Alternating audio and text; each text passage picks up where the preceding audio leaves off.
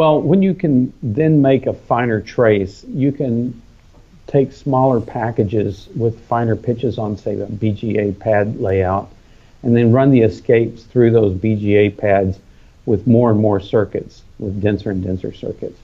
So as those pitches shrink, the necessity for finer lines to be able to run those escapes also shrinks.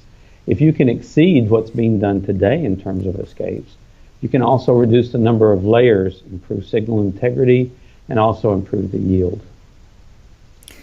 Again, holy grail, that sounds great.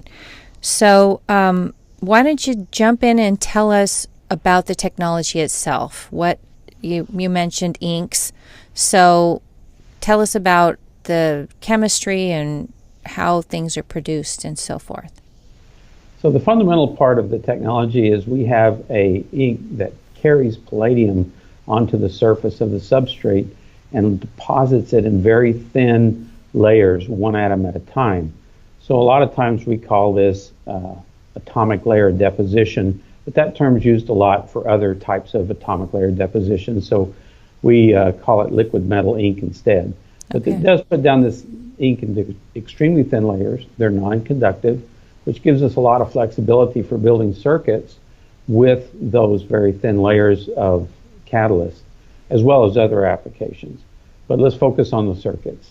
So with that very thin layer, we also have a very dense layer that can be used to seed electroless copper in a very thin, dense layer. So these two thin, dense layers then form the ability to plate up or pattern plate on top with some very fine features.